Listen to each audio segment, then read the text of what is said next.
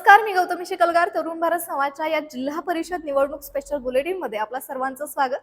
कोल्हापूरच्या मिनी मंत्रालयाचा म्हणजे जिल्हा परिषद निवडणुकीचा आजचा रणसंग्राम आज आपण सकाळपासूनच पाहत आहोत. सकाळी 7 वाजल्यापासून जिल्ह्यातल्या 68 जागांसाठी मतदान पार पडले. संध्याकाळी 6 वाजता मतदानाची ही प्रक्रिया पूर्ण झाली. पाहुयात आजच्या या लोकशाहीच्या उत्सवाचा विशेष आढावा. सर्वप्रथम पाहुयात आज दिवसभरातल्या टॉप 5 ब्रेकिंग बातम्या. आभाळ एवढं दुःख जलद उपमुख्यमंत्री सुनेत्रा पवारांनी बजावलाय मतदानाचा हक्क. काटेवाडीत पवार कुटुंब एकत्र आले. कोल्हापूर जिल्हा परिषदेवर महायुतीचीच सत्ता येणार. विलीनीकरणावरही हसन मुश्रीफांचे मोठे भाष्य. मतदानाच्या प्रक्रियेत विरोधकांनी पैशाचा मोठा वापर केलाय. आमदार शिवाजी पाटील यांचा गंभीर आरोप. निवडणुकीच्या चुरशीतून राशिवडे येथील ग्रामपंचायत मतदान केंद्रावर 2 गटात किरकोळ बाचाबाची झाली. आणि राजकीय ईर्षेतून पाचगावात भानामतीचा अघोरी प्रकार. कोहळा, लिंबू आणि नारळ टाकून भीती घालण्याचा प्रयत्न केला. आता पाहूयात बातम्यांचा सविस्तर आढावा. उपमुख्यमंत्री अजित पवार यांच्या निधनानंतर सुनेत्रा पवार यांनी राज्याची धुरा सांभाळली. आज काटेवाडी इथं त्यांनी मतदानाचा हक्क बजावलाय. पतीच्या निधनाचे आभाळ एवढं दुःख मनात असताना सुद्धा त्यांनी लोकशाहीचे कर्तव्य पार पाडले. यावेळी पार्थ पवार, शर्मिला पवार आणि युगेंद्र पवार यांच्यासह संपूर्ण पवार कुटुंब उपस्थित होतं. कोल्हापूर जिल्हा परिषदेवर महायुतीचीच सत्ता येईल आणि राष्ट्रवादीचा अध्यक्ष होईल असा ठाम विश्वास मंत्री हसन मुश्रीफ यांनी व्यक्त केलाय. 9 वर्षांनंतर होत असलेल्या या निवडणुकीत मतदार अजितदादांबद्दल सहानुभूती दाखवतील असंही ते म्हणाले. तसेच सुनेत्रा वहिनी विलीनीकरणाबाबत जो निर्णय घेतील त्याला आमचा पाठिंबा असेल असं सूचक वक्तव्यही त्यांनी यावेळी केले. पुढे काय म्हणालेत मंत्री मुश्रीफ पाहूया.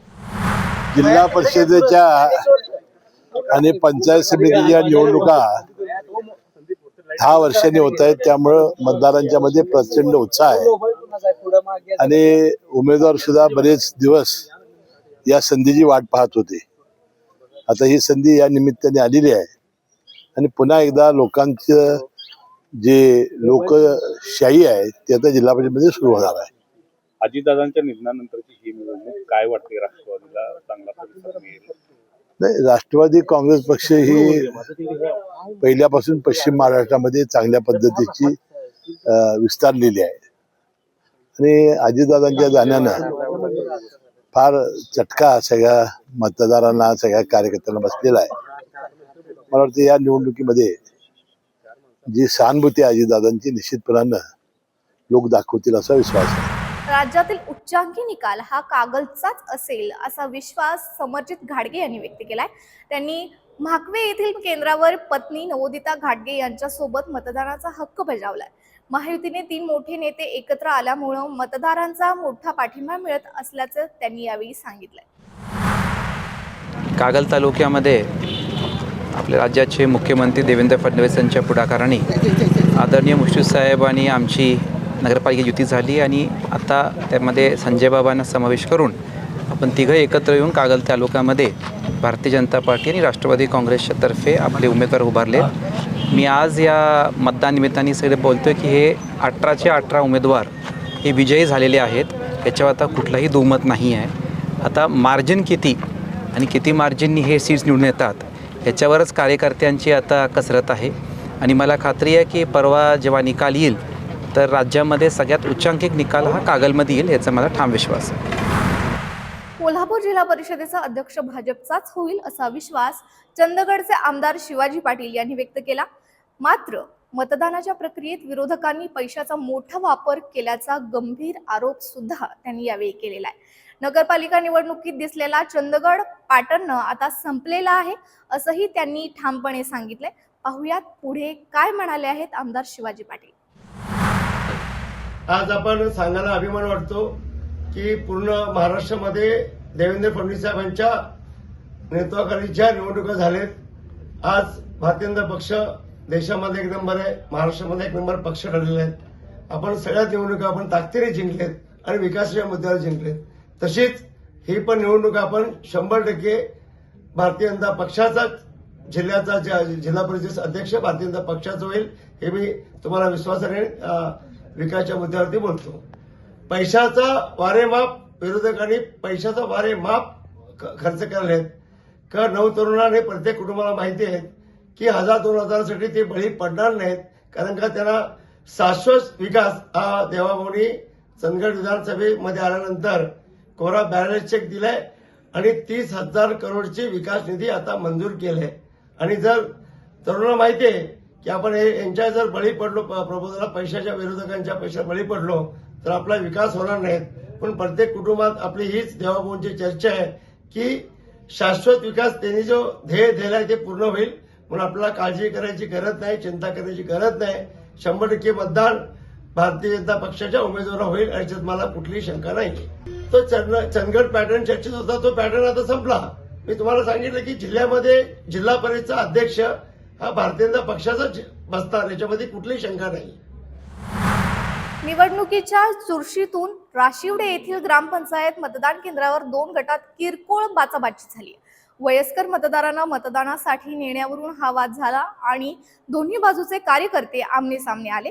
मात्र राधानगरीचे पोलीस निरीक्षक संतोष गोरे आणि त्यांच्या पथकानं तातडीने हस्तक्षेप करून परिस्थिती नियंत्रणात आणली. कोल्हापुरातल्या पाचगावमध्ये आज राजकीय ईर्षेचा अघोरी प्रकार समोर आलाय. भैरवनाथ मंदिरासमोर रस्त्यावर कोहळा, नारळ आणि लिंबू टाकून भानामती केल्याचं उघड झालं. पाचगावमधील राजकीय ईर्षेतून हा अघोरी प्रकार घडल्याचा प्राथमिक अंदाज वर्तवला जात असून परिसरात भीतीचं वातावरण दिसून येतंय. कागल तालुक्यातल्या लिंगणूर दुमाला येथील 97 वर्षांच्या अंबुबाई तोडकर या आजींनी वयोमानामुळे चालता येत नसताना सुद्धा मतदान केंद्रावर जाऊन आपला हक्क बजावलाय.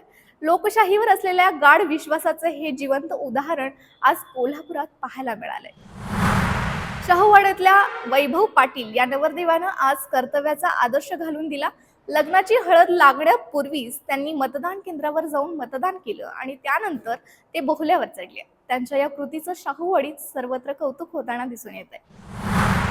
कोल्हापूर पोलिसांनी मोठी कारवाई करत 14 घरफोड्या उघडकीस आणल्या आहेत. पाचगाव इथल्या प्रताप कदम या चोरट्याला पोलिसांनी अटक केली असून त्याच्याकडून 23 तोळ सोनं, 3 किलो चांदी आणि रोख रक्कम असा एकूण 44,68,000चा मुद्देमाल जप्त केलाय. स्थानिक गुन्हे अन्वेषण शाखेनं उजळाईवाडी परिसरात सापळा लावून ही कारवाई पूर्ण केली आहे. स्थानिक गुन्हे शाखा कोल्हापूरकडून एक चांगली डिटेक्शन आज झालेली आहे.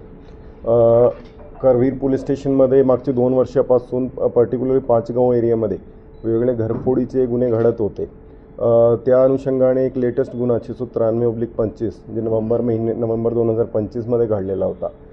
त्यांची तांत्रिक पद्धतीने, गोपनीय पद्धतीने माहिती काढताना आरोपी जे आहे प्रताप कदम ते 27/1/2026 रोजी त्यांना अटक करण्यात आलं.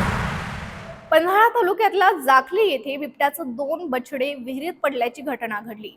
जाखले पाळवी रोडवरील एका माळ्यात ही घटना दुपारी 4च्या सुमारास घडली. बछडे विहिरीत पडल्याचं कळताच ग्रामस्थांनी मोठी गर्दी केली होती. पन्हाळा परिक्षेत्र वन अधिकारी अजित माळी यांच्या मार्गदर्शनाखाली वन विभागाचे बचाव कार्य युद्धपातळीवर सुरू होते. दुसरीकडे वन्यजीव प्रेमींसाठी एक आनंदाची बातमी आहे. सह्याद्री व्याघ्र प्रकल्पाच्या कोयना अभयारण्यात STR 06 ही वाघीण सुरक्षितपणे निसर्गमुक्त करण्यात आली. पेंच व्याघ्र प्रकल्पातून आणलेल्या या वाघिणीची वैद्यकीय तपासणी केल्यानंतर तिला सुरक्षित क्षेत्रात सोडण्यात आलं. यामुळे पश्चिम महाराष्ट्रातील निसर्ग संपदा आणि पर्यटनाला मोठी चालना मिळणार आहे. सह्याद्री व्याघ्र प्रकल्पातील कोयना वन्यजीव अभयारण्यामध्ये आज दिनांक 7 फेब्रुवारी रोजी पेंच व्याघ्र प्रकल्पातून आणून आपण एक वाघीण सोडली आहे. ही वाघीण साधारणतः 4 ते 5 वर्षाची असून हिला आपण 5 तारखेला संध्याकाळी पेंच व्याघ्र प्रकल्पामध्ये पकडण्यात आले आणि रस्त्याच्या मार्गे आणि बोटच्या मार्गे तिला आणून कोयना वन्यजीव अभयारण्यामध्ये निसर्गमुक्त करण्यात आले आहे. आज मतदान पेटीत बंद झालेले उमेदवारांचं भवितव्य आता 9 फेब्रुवारीला उघडणार आहे. जिल्हा परिषदेवर कोणाचा झेंडा फडकणार आणि ग्रामीण भागाचा नवा कारभारी कोण ठरणार याकडे आता संपूर्ण जिल्ह्याचं लक्ष लागलंय. तर या होत्या आजच्या मतदानाच्या दिवसाच्या ठळक घडामोडी. उद्याच्या तरुण भारतच्या अंकात वाचा प्रत्येक तालुक्यातल्या मतदानाचे सविस्तर विश्लेषण. ताज्या अपडेट्ससाठी पाहत रहा फक्त तरुण भारत कोल्हापूर. पुन्हा भेटूया. निकाल तर आपल्याला पाहायचाच आहे. तोपर्यंत नमस्कार.